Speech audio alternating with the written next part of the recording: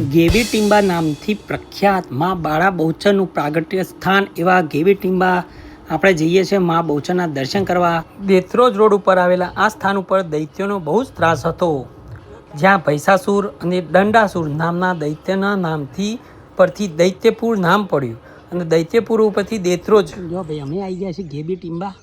ત્યાં બહુચર માતાનું સ્થાનક છે અને વિશ્વકર્મા દાદાનું મંદિર અને જંગલ છે આજુબાજુમાં અને અંદર હનુમાનજીનું મંદિર છે, બતાવીએ તમે. જય શ્રી હનુમાન દાદા. ભૈસાસુર નામના રાક્ષસનો બહુ ત્રાસ હતો તો મા બહુચરે બાળા સ્વરૂપ આવીને તેનો સંહાર કર્યો. આ જગ્યાને જાગૃત કરવાનું કામ ગેબીનાથ મહારાજે કર્યું. અને આ જગ્યા છે ને બહુ પૌરાણિક છે ભાઈ, બહુ મસ્ત જગ્યા છે.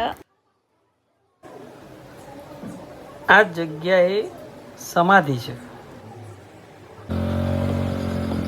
મંદિરની પાછળની સાઈડ બુટ ભવાની અને ગોગા મહારાજનું મંદિર છે, તો ત્યાં પણ આપણે દર્શન કરીશું. પાછળ જંગલ એરિયા છે. મસ્ત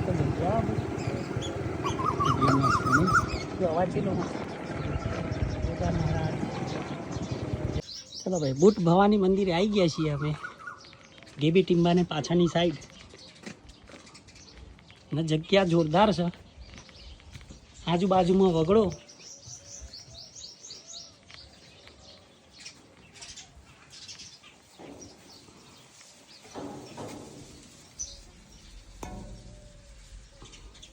અને બાજુમાં ગોગા મહારાજનું મંદિર.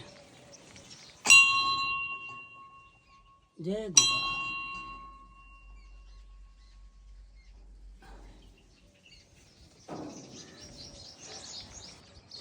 આ મંદિર છે, આજુબાજુમાં ભાઈ જંગલ છે. પિકનિક કરો, મજા આવે એવી જગ્યા છે કડી આજુબાજુવાળા.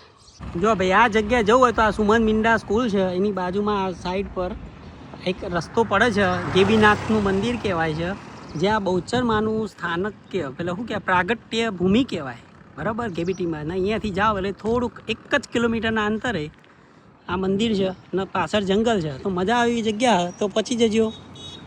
જય માતાજી.